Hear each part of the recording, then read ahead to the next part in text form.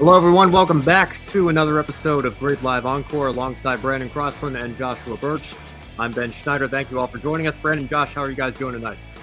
All good.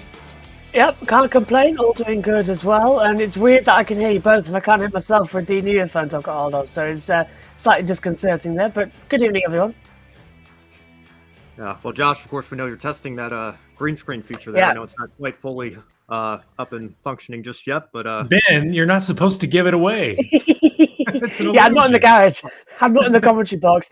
Yeah, green screen feature. It's not quite there yet. It should be all fixed when I get the lighting right.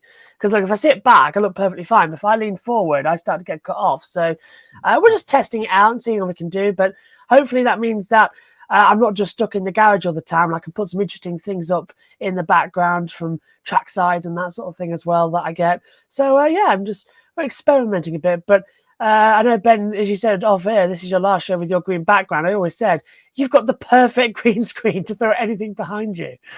yeah, well, just as you're getting your green background up, I'm leaving mine because I'm moving back up to Massachusetts. I'm taking my new real life job is going to be working at my college's library, which I start in a few weeks. I'm going up a couple weeks early because it's the end of track season. I just want to have a couple weeks to get settled up there. But this will be my last show with this background, unless I get called on to Grid Tonight or Women in Motorsports this week, if we can make that work. But certainly my last Encore show, at least for a while, with this background here in Delaware. So exciting times ahead here for me. Bittersweet. I'm going to miss that green background. Yeah. Me too. I love it. All right. Well, let's get into it. And of course, before we do, as always, big thank you to Colin, Deshelle, Mark, Robin, and David for supporting us on Patreon. You too can invest in the GRID Network, or if you'd rather make a one-time donation, you can visit Buy Me a Coffee. Join these fine folks. Get your name on the board here. Invest any amount you want.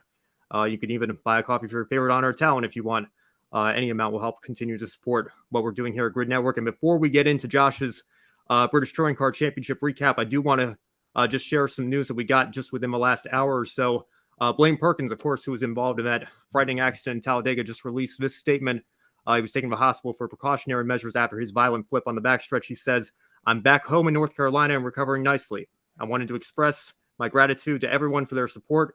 To my team at ARCA Motorsports, thank you for building safe race cars. To NASCAR and the AMR safety crew, thank you for being on it so quickly. To the staff at UAB University Hospital, thank you for taking such good care of me and being so hospitable to my family during my stay. And most importantly, to the NASCAR fans, you are the greatest fans in the world.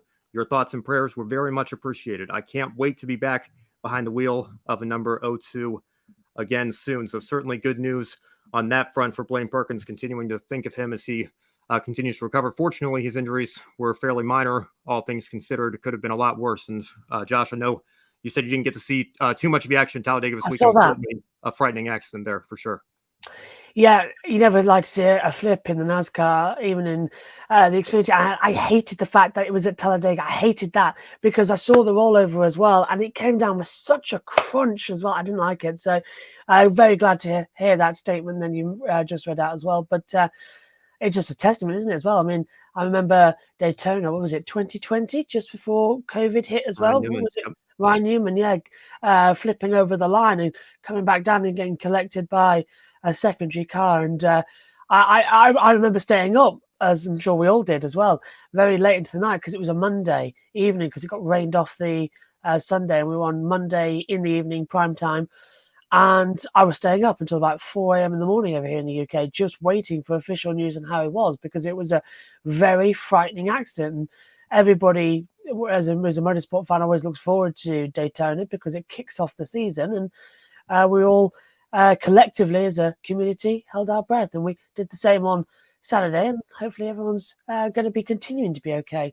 And hopefully Blaine recovers quickly as well, because presumably he won't be in the race this week. He'll take one out and just make sure he's A-OK before the safety team clear him.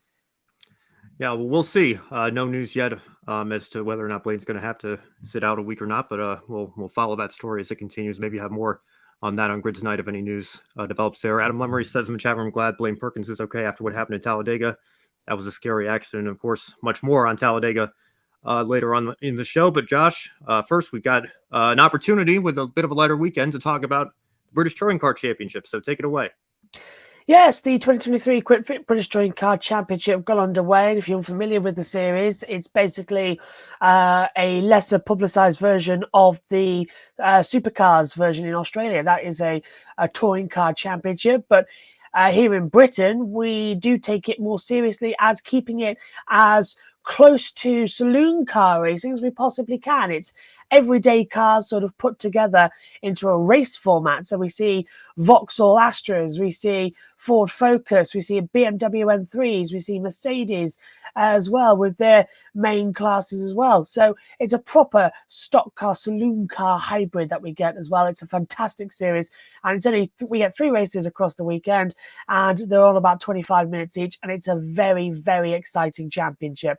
And here it kicked off at Donnington Park as well. And Donnington Park, of course, for international viewers who maybe not familiar with local UK circuits, Donnington Park held the 1993 European Grand Prix, where Ayrton Senna famously took the lead from 5th to 1st on the opening lap and won a very dominant race in the wet. And just like it was 30 years ago, it was very wet at the start of this weekend's season. Now, this kicked off the championship, and race 1 was a hard-fought battle between Dan Camish, Jake Hill, Tom Ingram, and newcomer to the championship, Andrew Watson as well, who's replaced Jason Plato in the number 11 Carstor Power Max Racing. Now, they broke away from Dan Rowbottom, who started the race on pole position, slipped back early on after a poor start in the Napa Ford Racing. His teammate Ash Sutton got a great launch, but down towards turn 1 in Redgate, got oversteer, went onto the grass, hit the bump, and unfortunately ripped off the coolant going to his radiator and was forced into retirement. Dan Camish was in the Napa Ford Focus Racing, and he took the lead and won by 2.1 seconds in the end, but believe me, those were very close calls with it all as well. Jake Hill was second, Tom Ingram third, our reigning champion from last year. Andrew Watson on debut was a very hard-fought 4th position. Rowbottom slipped back from the pole to 4th. Ricky Collard was in 6th and Adam Morgan 7th. Gamble 8th, Cook 9th, Aaron Taylor-Smith rounded out the top 10. Then we had Butcher 11th, Colin Turkington, who's a 4-time champion in the series, had a very poor start to the season. After starting inside the top 10, dropped back to 12th. Aidan Moffat was 13th, then Dexter Patterson 14th, and Tom Chilton was 15th as well. Remember Tom Chilton 15th, that's the last points paying position of the touring cars, and he started race 2 15th because the grid for race 2 is set on the race results from race 1.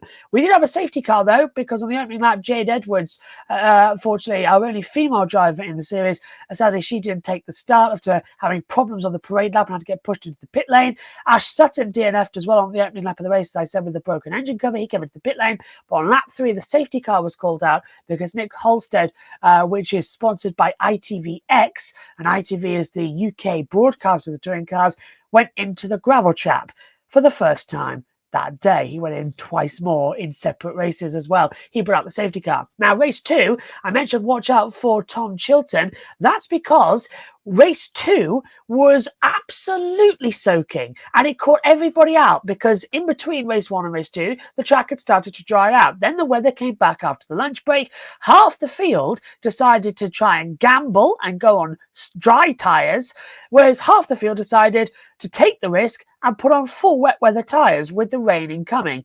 It would prove to be inspired because the rain came down in the opening 5 laps of the race and everybody had to come into the pit lane, not counting those who went to the pit lane on the parade lap as well to change from dries to wets. So that left Tom Chilton to win his first race since 2019 in Croft by 7.394 seconds. And you never see this in a touring car race. Half the field was lapped. Everybody from Dan Camish down was lapped. That's Camish, Lloyd, Butcher, Sutton, Hill, Moffat, Patterson, Cook, Taylor Smith and Watson all got lapped. So all that great action in race 1 with being so far up the field, because they were on dry tyres, they slipped back into the running order, were a lap down. But it allowed those who had a poor race 2 to get back up there into the action as well. Tom Chilton getting his first win. Adam Morgan was second. Sam Osborne third as well. Stephen Jelly in the BMW in fourth. Mikey Doble in his first weekend in the touring cars as well was trying out the top 5. I'm going to bring you two back in for a second here as well, if that's possible, because you might notice there Nick Hamilton. Now, Nick Hamilton is the brother of 7-time Formula One world champion Lewis Hamilton. And Nick, as many of you know, suffers with cerebral palsy.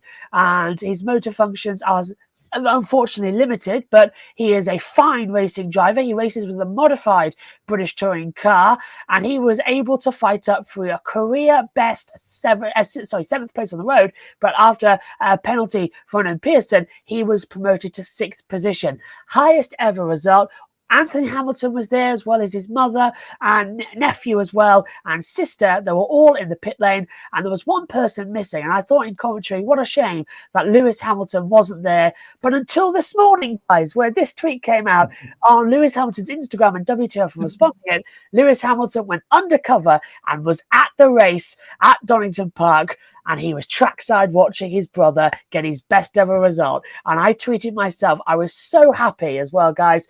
It was a proper family affair. Anthony was quoted as well saying that it was equal to Lewis winning a championship, because for Nick, it's amazing. And I think definitely shows that no matter what the disability is, you can have a good result. So it's a good news story for the Hamiltons after a couple of bad seasons. Yeah, it certainly is. Of course, it's hard to live up to the expectations that Lewis Hamilton set for himself. I think a lot of drivers would love to have had the 2022 season start to 2023, but he's had. But by his standards, winning world championships left and right, been a bit of a down couple of years for him in Formula One. But I know he's had to be so happy to see his brother there get a career best result. And Brandon, I know you don't follow the touring cars that much as well, but I just want to ask you one thing as well. Do you think it could give Lewis a bit of that? You know, Lewis, he's always down on himself. He struggles to get motivated. He said in the past he loves watching his brother race. He gets inspired by watching Nick as well in his life. Do you think this could give him a little boost going into Baku as well? Sort of the family riding high right now. And Baku's a track that Lewis has a love-hate relationship with. Oh, you bet. I think it's family means a lot for Lewis Hamilton and then all the Hamiltons there. And it on like Formula One YouTube, I've already seen that video, the documentary on Nick. It's really hard to go on Formula One YouTube and not come across that video in your suggested feed. So yeah, I've already seen that story. It's a really great story, and I wish we had better access to BTCC here in America. But yeah, that definitely should help him for sure. Hopefully that'll give him some sort of boost.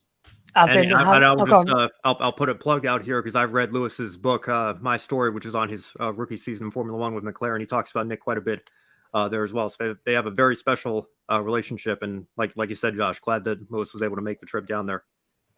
And if you do want to watch the British Touring Cars, I think CBS has some highlights package in the works as well. But I did know, because I was listening to the track commentary, because I broadcasted the trackside commentary with some timings for the free practice sessions. Alan Hyde, who's trackside commentator, was talking with the new producer at ITV Sports, and he said they are working on international rights as well to grow the touring cars as successfully as the V8 supercars has grown worldwide as well. Because believe me, touring cars is well worth it. It's 20 minutes of absolute fun 3 times on a Sunday. You can't ask for anything better. Thank you, gentlemen. I'll just wrap up with what happened in race 3 before I head off on the show, because race 3 is determined their starting grid by literally having a bingo ball as well. It's a crazy way to set a grid, but positions 6 to 12. So Nick Hamilton could have got pole position.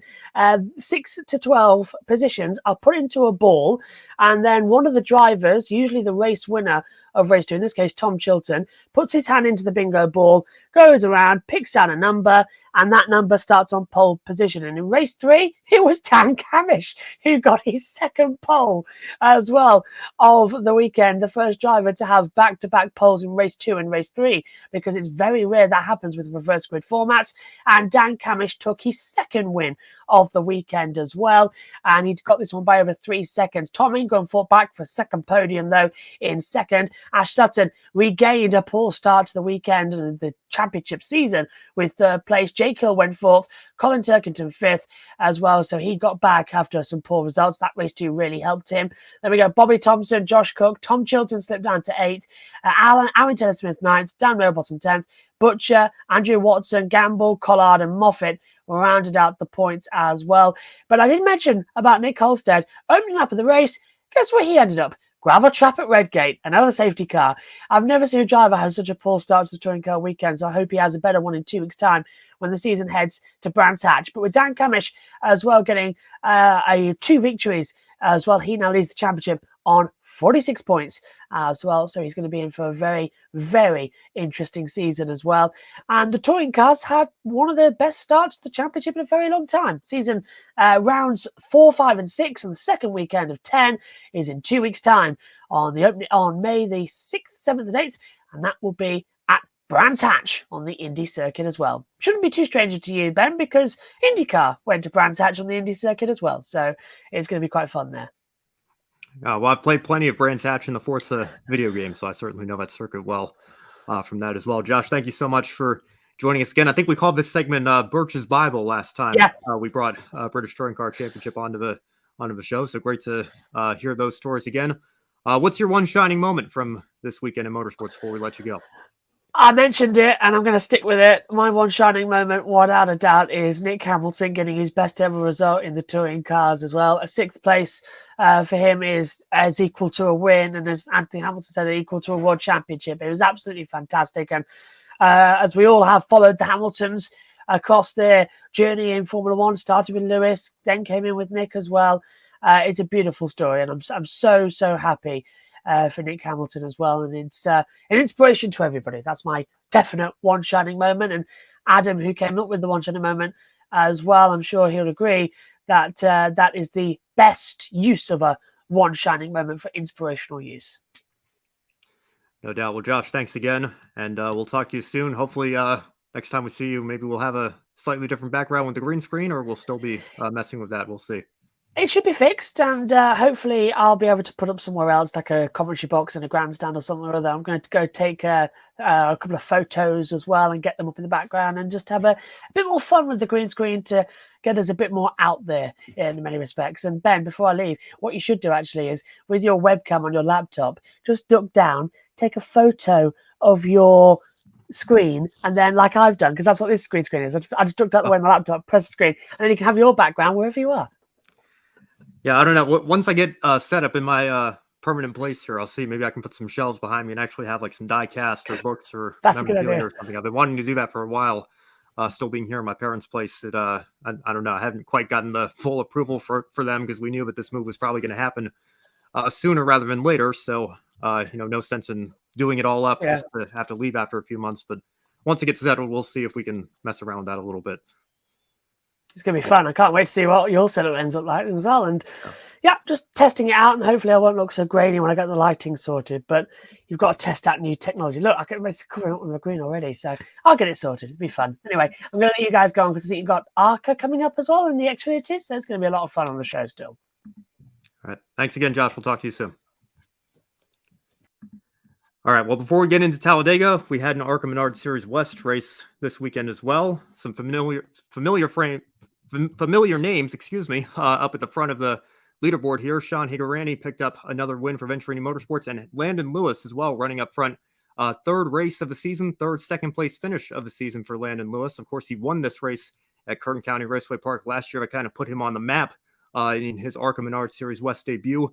Got an opportunity with Bill McAnally Racing to finish out last season, and now running very, very strong here again in 2023.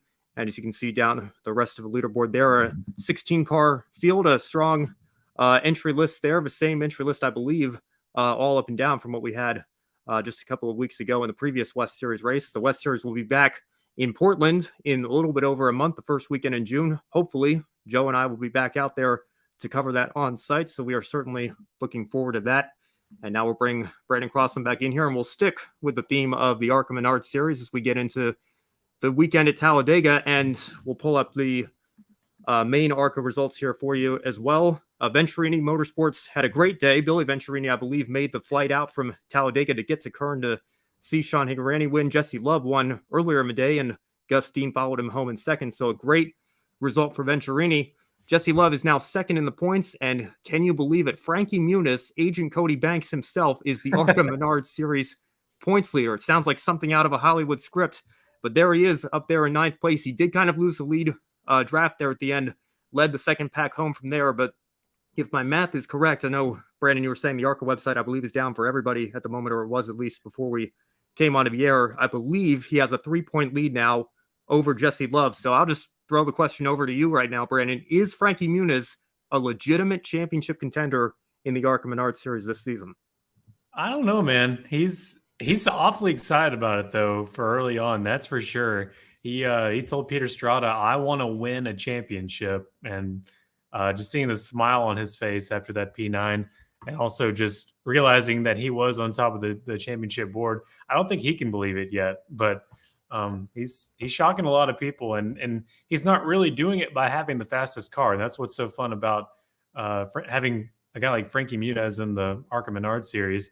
He's out there practicing good wreck avoidance and just finishing consistently. That's really in a lot of these ARCA events, that's really what it takes to keep yourself up and in front of the points battle. And so he's doing that so far, but there is, as we know, there's a lot of the season left to go, and then 17 races, as a matter of fact, and it's not always that easy to stay out of trouble with the different places we're going to go in this national tour. So, but he's got the confidence level for sure to keep him going for at least a few more races.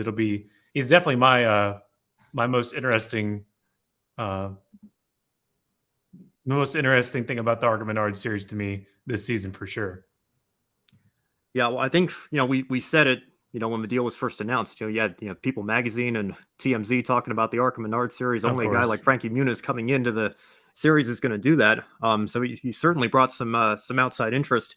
But I got to tell you, I'm most impressed by his 6th place run at Phoenix, because Daytona and Talladega, obviously, it's a place where if you work the draft right, if you don't have as strong of a car as say a Venturini entry or something, you can work your way up and still finish up at the front of the pack. And he's had strong, solid finishes. Kept the car clean in both races. 11th at Daytona, 9th at Talladega. But that 6th place run at Phoenix, in particular, very, very strong showing. And I know Jesse Love had the accident at Phoenix that took him out. That's why he's down 2nd in the points right now.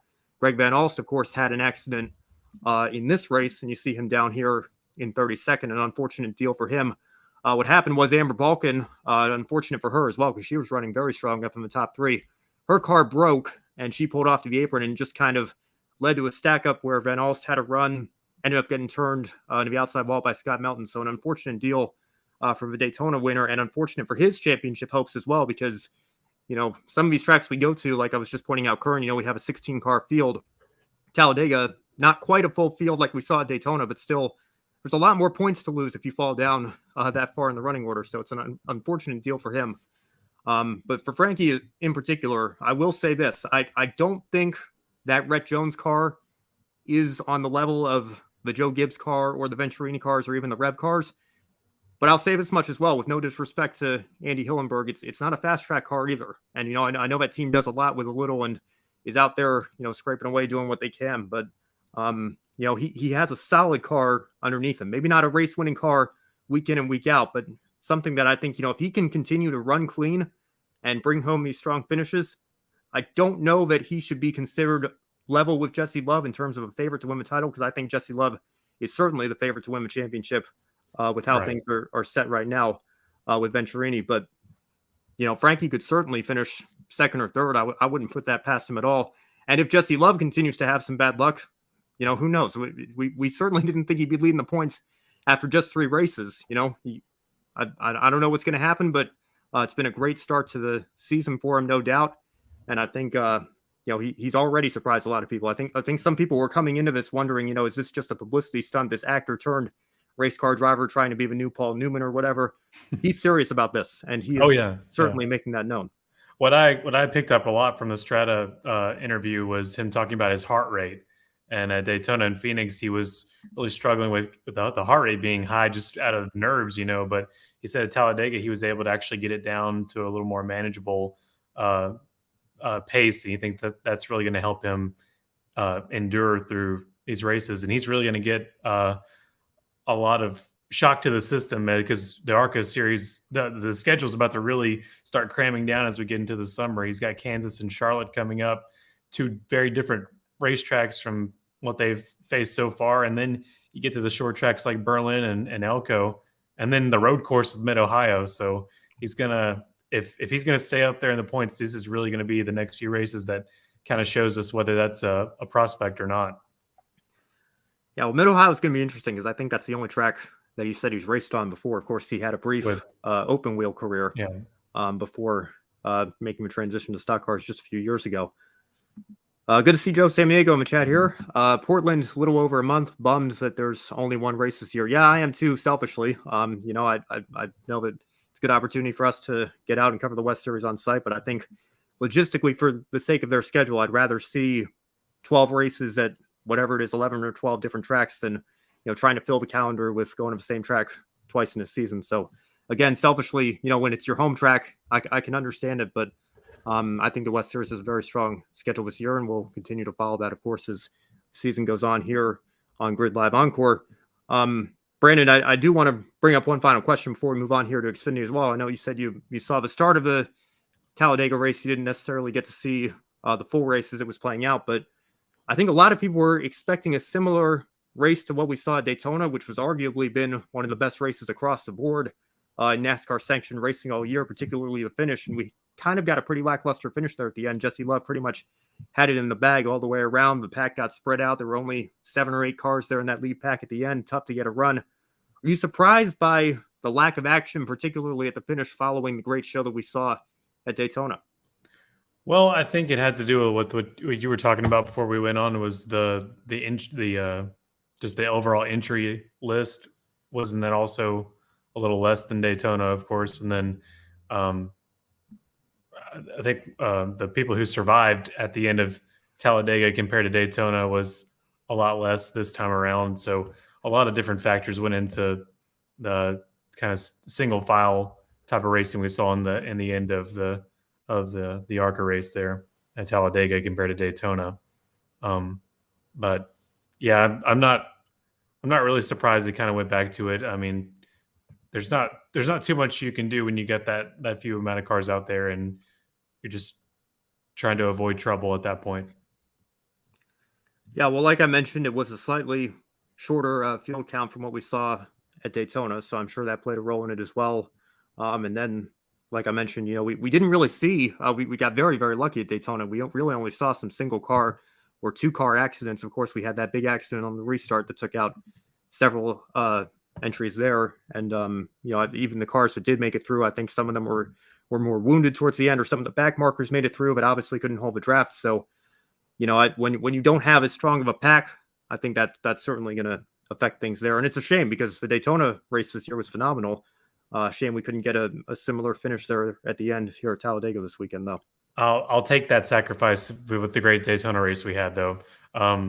There was no ARCA breaks really moment besides that one restart you were talking about at Daytona. We usually have one tweetable kind of ARCA breaks kind of video that we see every year, but thankfully we didn't see that. Just wish we could have had the same result at Talladega, like you said. Yeah, well, of course, speaking of the ARCA breaks, I guess, not that kind of phenomenon here, but we did certainly see a lot of carnage in the Xfinity Series race, and we'll make the transition over here and start showing you guys the results there. A great day for Jeb Burton and Jordan Anderson racing, but not too many happy drivers, I think, much further down the field. There are a lot of good cars taken out in accidents, most notably Blaine Perkins had his scary accident as well with Dexter Stacy. And if you are just joining us, you missed the start of the show, we'll pull up this tweet that he sent out just a few minutes before we went on the air here. Blaine was taken to the hospital mostly as a precautionary measure. He says he's back home in North Carolina and recovering nicely, and then adds, "I wanted to express my gratitude to everyone for their support. To my team at ARA Motorsports, thank you for building safe race cars. To NASCAR and the AMR safety crew, thank you for being on it so quickly. To staff at UAB University Hospital, thank you for taking such good care of me and being so hospitable to my family during my stay. And most importantly, to the NASCAR fans, you are the greatest fans in the world. Your thoughts and prayers were very much appreciated. I can't wait to be back behind the wheel of the number 02 again soon." That is signed Blaine Perkins just within, I believe, the last hour or so. So certainly good to see because it was the most frightening accident I've seen in a long time. I can't remember the last time we saw a car do that many flips in the air down the backstretch, Brandon. So, this kind of goes with the theme what we were talking about with the overtime finishes in the Cup Series on yesterday's wrap-up show. Is it just me, or do you feel like we're seeing more of this in recent years, and it's just kind of become an accepted part of super speedway racing? And do we need to have a kind of culture conversation as to what happens, particularly towards the end of these races? No, I think you're right. There's that kind of holds some water. It's just been kind of over the past few years that we're seeing more and more drivers on their lid. And there was a point, I may be having incorrect memory, but it seems like there was a point maybe a decade ago or so where we were kind of eliminating that problem. And it's just kind of been showing up, I'd say, I don't know, 2018, 2019 to now, just a more frequent having to deal with cars flipping over. You think of Brendan Gaughan in 2019, think of Joey Logano 2021 at Talladega. That's just Cup Series examples, but goodness, you think of Myatt Snyder last year at Daytona, the horrific crash there on the backstretch that he was able to walk away from. Then you get Blaine Perkins on Saturday. There's just and then, I mean, Ryan Newman, the list goes on and on, just on the top 3 series of how many flips we've had that just we weren't seeing so commonly. And we have had all these safety advancements from NASCAR that were put in place to prevent these kinds of things. But there's only so many things that NASCAR can do to prevent these cars from flipping. And some of these cases, one can't help but think it might be the drivers that are causing these kinds of scenarios to take place. And you can't put a patch over that. You've got to have some safer, smarter drivers in that case. But I'm really glad to see Blaine Perkins put out that post today. It was good to see that tweet. Yeah, no doubt about that. I think, it's a combination of a lot of things. Obviously I'm very biased against the overtime rule, but I will say, I think the overtime defenders will often say, well, that accident could have happened on any lap of the race. And in some respects, that's true. But I think it's exponentially more likely. Yeah, you're when setting you're it on up. the final lap or supposedly on 2 to go, which it doesn't actually end up being 2 to go because we have to restart them all again. And everybody knows that they only have 1 or 2 more chances to make that move. They're going to take bigger risks. So I think that, again, eliminating that, or if we had to compromise, because I will accept baby steps, like we are seeing the baby steps with the stages now on the road courses, not throwing the caution. Can we at least go back to just 1 attempt? Like, can we understand that, we're constantly having to deal with this insanity here. We continue to tear up more cars, and most of the time we don't even get that green flag finish anyway, like we didn't in the Cup Series race. They wrecked coming to the line in the Xfinity race. I think it was almost like simultaneous, the checkered and yellow coming out at the same time. I don't know if that's technically going to be a finish under yellow or not, but I know they were wrecking as they came across the line in Xfinity as well. So I don't know. It's just very frustrating that we sit around and say we got to give the fans what they deserve, and we end up tearing a bunch of stuff up anyway, and then we throw the yellow anyway on the last lap. But that's part of it as well. But I think another part of it, and we've had this conversation before as well, up until last year, really, I guess, with a next-gen car, NASCAR's had an unbelievable track record in terms of safety innovations and how safe these race cars are. And again, the fact that Blaine Perkins put this tweet out, I think, is a testament to that as well, which is great to see. But at the same time, I don't know. I think that you have an issue here where the drivers have almost felt invincible, and that makes it maybe a little bit easier for them. And I know drivers, know that there's a risk every time they strap into the cars and everything. And, that's part of just how they're wired. And that's what makes them great and separates them from, average folks like you and me, Brandon. But I don't know. Insanity is what separates us. Yeah. They're not afraid. That's the truth. Yeah. And I think that, part of that has allowed them to take bigger risks because they know that the chances of them walking away are much, much greater than they were, 2 or 3 decades ago. And that has helped lead to this culture issue that we've seen here. And we'll talk about the big wreck with Daniel Hemrick here in just a second as well. But like I was saying in yesterday's wrap-up show, I don't really know how we fix it. You can put a Band-Aid over it. You can go back to 1 overtime attempt.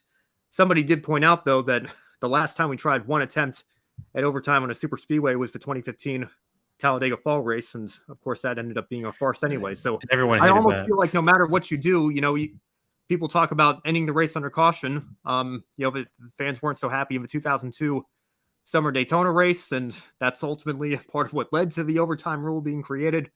So I don't know. There's no one size fits all solution. There's no solution that's going to make everybody 100% happy and that people are going to agree on 100%. But I just feel like at some point it's going to be inevitable that somebody's going to get hurt, and we're going to say to ourselves, how did we not do something sooner? And that worries me. It really does.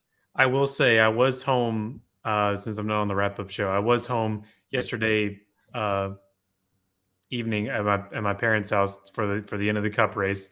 We all watched it together, and my brother. They were all upset at the ending. They're like, "What is that? Is that how it has to end? Like why they have to wreck to end? Like, and how do they decide? They were kind of confused. Like, how do they decide where they finish? And so I can't help but think that's the bewilderment from a lot of other people too. Is like, why do we have to go through that? Like, and when are we ever going to get a green flag finish at a super speedway race ever again? I don't think you're ever going to get that unless you go back. I mean, I can't remember. I guess Allmendinger won at Talladega last year, right? That was a green flag finish. I'm struggling to think, like, when was the last time we had, multiple green, like, it wasn't just like, oh, we finally got a green flag finish at a super speedway race. It's like, what is that start finish line even for anymore at Talladega and Daytona? Well, and even if we get one, did it take 3 overtimes to get there? Because in my mind that still doesn't count, because we took multiple attempts to tear up a bunch of cars. It's very frustrating. But again, and I'll say this much, I'll add on to what I said on the wrap up show yesterday, and this will be a nice segue into talking about Hemrick. I think Josh was even saying backstage, maybe disagree with me a little bit. I can't fault Bubba Wallace for the move that he made on the last lap. And I really, now that I think about it, I really can't fault him, because, we said yesterday the alternative was maybe let Ryan Blaney by or whoever it was. I think it was Blaney right behind him coming to the finish, right? And Blaney got stacked up a little bit. That's what allowed Kyle Busch to pass him. But just let him by, maybe reset and then get a run. The problem is, if they wreck behind the leaders and throw the caution out, he can't do that. He's lost his chance to win the race. So for all Bubba Wallace knows, leading that race in that situation, the race could end at any moment. So I think in some ways that really, I think is a defense for him making those moves again there at the end of the race, because if he doesn't, there's a very good chance that the field's going to wreck behind him. The caution's going to come out. The field's going to be frozen. That's going to be the race right there. And you don't get that opportunity to try to win the race cleanly there at the end. It's a culture problem. And for the Cup race, my mom brought up an excellent point that I immediately thought of Clint Boyer 2014 or whatever year it was. She was like, well, couldn't it possibly in the last lap someone like radio to another team like, hey, please wreck, our guy's in the lead right now, wreck so we can win, like passing some money over. Like you're an idiot if you don't think that kind of thing is going on behind the scenes. Yeah, well, and we talked about this with the ARCA race last year, Talladega being time constrained, and I don't know what they were thinking with this rule that, like, the next flag, caution, or checkered wins the race inside 10 to go. Like, if I'm in second place on the backstretch, I'm just going to hook the guy in the left rear that's leading the race. And so I'm in the lead, and then, and then you're in the point of caution, I'm leading and I win. Race is over. Yeah. I mean, what a genius strategy that's going to be. Well, might not be very popular, but it's going to win me the race. I mean, I think NASCAR would inconsistently dispute that. They would see that you deliberately wreck the guy in front of you, and they would take it away from you and find your car chief for suspend him for however long and give you the fine. Yeah, I don't know. You're right. They do something that would be inconsistent with their history, because they are consistently inconsistent. But moving on now to the final laps of the Xfinity race, it was a similar situation that Daniel Hemrick found himself in. He was in the lead. He was about to get past. He made an aggressive block, but he was only about to enter the trial, coming to 2 laps to go. There still would have been plenty of time, and even if they had wrecked behind him, they would have set up for another overtime restart. Hemrick, ironically, was the one that got the worst of it, being sent into a flip. And again, that goes back to what we saw with Blaine Perkins. I can't remember. I'm trying to think of the last. Excuse me. I'm trying to think of the last time we had 2 flips in the same race. So it was certainly a very violent Xfinity race that we saw this weekend. Brandon, in your mind, was Daniel Hemrick primarily the one at fault, ironically, for his own flip? Ben, the tape does not lie. He had a late block. Joey Logano called it on the broadcast too. It was a late block. He went down on Sheldon Creed, and that was it. I mean, he did the right thing. He can't really see. I mean, he was just like a split second off. If it was maybe I don't know, a fraction of a second sooner, he would have got there without getting turned. But it was just a hair too late. And yeah, it was definitely his fault for going down with a late block. But he was doing what he should have done. So it's just like kind of like Bubba, like you have to make that chance. Yeah, well, I think Bubba's is a little bit more defensible Because of the overtime. because, yeah, well, they taken the white flag, so for the next flag ends the race there. Whereas with Daniel Hemrick here, I feel like you're coming to 2 to go. You would have had an opportunity to reset here. Again, I can still understand why he attempted to move, and like you said, if it had been just that split second sooner, he probably would have gotten away with it. But it is, and again, it's ironic that he ended up getting the worst of it there. So an unfortunate deal for him, and unfortunate for the entire colleague team here as well. You see Hemrick in 21st, Chandler Smith 25th, and Derek Kraus, that top 10 streak for that number 10 team, unfortunately comes to an end down in 27th. Derek's been having a couple of great runs during this dash for cash portion of the season when the Cup drivers aren't allowed in the races. But unfortunately got involved in a wreck here that took him down the leaderboard along with the rest of his teammates there. So again, I think it's part of a culture issue that we have. It's a culture issue that I think we've had for several years now. I don't know. I mean, before we get into our shining moments here, I'll just ask you, do you have any idea what we can do to, if not fix this, at least try to alleviate it going forward? I really don't have any solutions. I just, we're kind of along for the ride, and we're going to see it play out. Hopefully we'll have, like you've been talking about, little baby steps where not necessarily admit changes they made were wrong, but just, hey, let's try this, or hey, let's try this, and see the fans' reaction to it. See the not completely, but maybe a slight majority positive reaction, and maybe we'll see some change. But I mean, I hate that it has to be this way where we don't make significant changes until something terrible happens, but that may be where this is headed once again. Well, again, there's no one-size-fits-all solution, and I don't think this happened overnight. I think, one of the reasons the 2002, I guess, Busch Series back then race at this track is so memorable is because nothing like that had ever happened before. Nothing like that had happened in recent memory. It was such an anomaly. It was so rare, to see 3 cars in the lead lap, only 2 drafting each other in a battle for the win, a few more cars a lap down, and then guys with, parts and pieces hanging off them, just trying to log laps and to gain 10 or 15 spots because there were 10 or 15 spots to gain. I mean, that race is so famous or notorious, I guess you could say, for all the wrong reasons, because, it was such a rarity back then. Nowadays, I feel like, we got to the point where we'd see a crash, maybe not a crash that size with 30 cars, but we'd see 30 cars end up getting crash damage throughout the race, maybe once every few years. And then we'd see it once a year at one of the plate tracks. And then we'd see it, every other time we go to a plate track. Now I feel like we have this same conversation every super speedway race, how many cars haven't been involved in a wreck by the end of it. I think NASCAR Man does a very good job of keeping track of that on Twitter, but it's like you said, I don't know that we can fix this overnight, but I think we really need to start having these conversations and start taking a look at, what can we do to try to alleviate it here, and see where we go from there. I have a solution that will never ever work in a million years, but make race cars dangerous again. I know that's a terrible idea and it'll never work. We can't go back. Well, I think there are some fans that want that though. Yeah. As crazy as it sounds, I think some people are like, oh, I miss the days where, you had that risk factor or that danger factor. And, I'm not endorsing that at all. I'm just saying we don't want that mentality that exists. I will say this though. I've heard, people have argued this back in the past.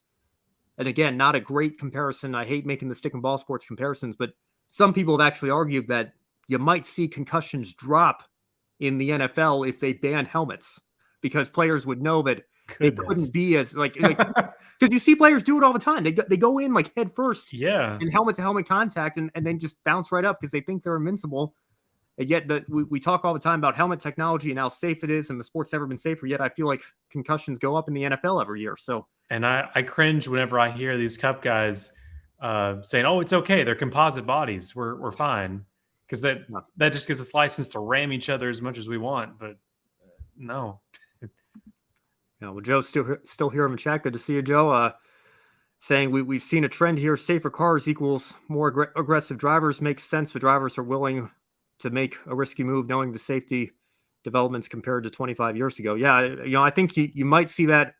And again, we've had the issue with the pandemic here. So I think the 2020 and 2021 stats, just in terms of road safety on public streets have been a little bit skewed and messed up as well with lockdowns and restrictions and things. But now I think things are pretty much back to normal. And I think accidents are actually on the rise. And I don't know if that's just because, you're seeing all these safety features come out with these cars and drivers feel like they can take more risks on the road because they feel like they're invincible.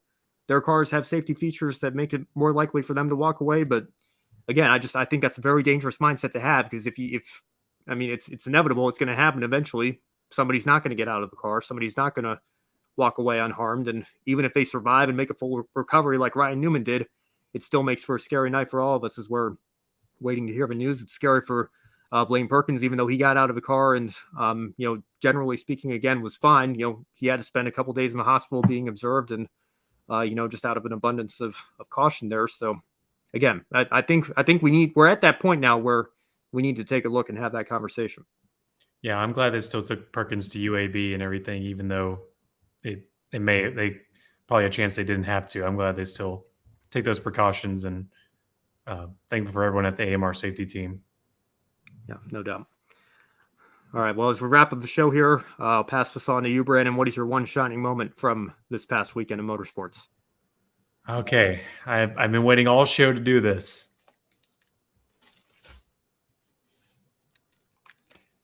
It's all right. It's in a few days. It's going to be the month of May. Okay. So that is my one shining moment. We had the Indy test, so I decided to go with that. Also, Parker Kligerman had a really nice finish at Talladega. I think he's due for a win. It's going to be really surprising if he doesn't win this year with that group there.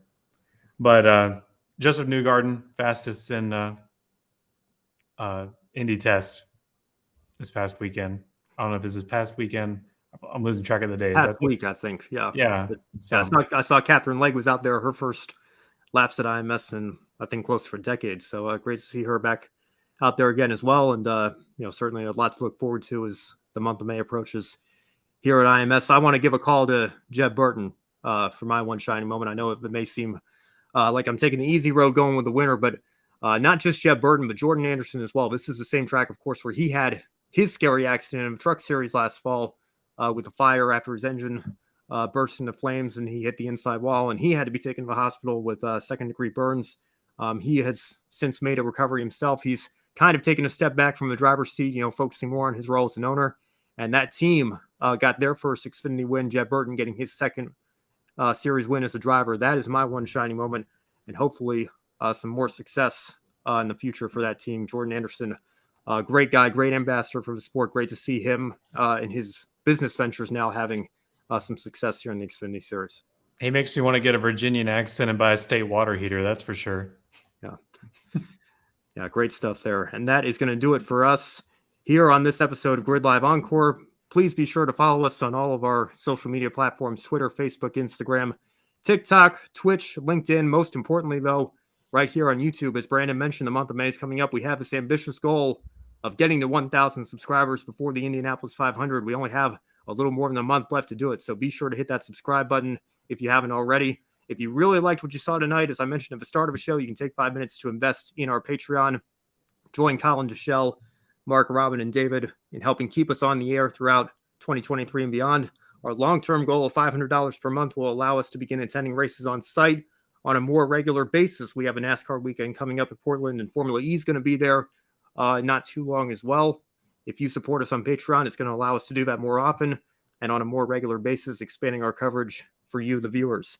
If you'd rather make a one-time donation, you can visit Buy Me a Coffee, buy a coffee for your favorite on-air talent. Any amount will help us continue to grow our motorsports media outlet. Now, looking ahead to our upcoming schedule, on Wednesday, Kobe Lambeth has Grid Tonight with Josh Burch and Matt White. Joe Samniego will host the Women in Motorsports program on Friday with Daniel Zeri. And of course, you can stay tuned as always. More Grid Live coverage this upcoming weekend, pre-race wrap-up and encore to follow. As for us, ARCA East and Xfinity are in my neck of the woods here at Dover Motor Speedway. Formula 2 returns to action at Baku, and Indy Next and USF Juniors will be in action as well at Barber. Brandon, any final thoughts before we sign off? Hey, you. Yes, you. Month of May is coming. Subscribe now. I'm looking forward to the race at Dover. Again, I wish all of ARCA came over here. But, again, I think it's I don't know. It's been nice to have the series over the last several years. I think back to the K&N East days, though, it kind of breaks my heart seeing us go from 30, almost 40 car fields down to the teams that we've seen in recent years. So we'll see when the entry list comes out. Looking forward to some action again at my home track, although I guess my home track for not too much longer here. But we'll see what we have here this upcoming weekend. And of course, we'll bring it to you right here on Grid Live Encore next weekend. So for Brandon Crossland and Joshua Burch, I'm Ben Schneider. Thank you so much for watching. Have a wonderful rest of your week. Thank you for watching us right here on YouTube. Be sure to subscribe and check out some of our other videos, including Life on the Grid, where we interview folks from the motorsports industry. Thank you for watching. We'll see you next time.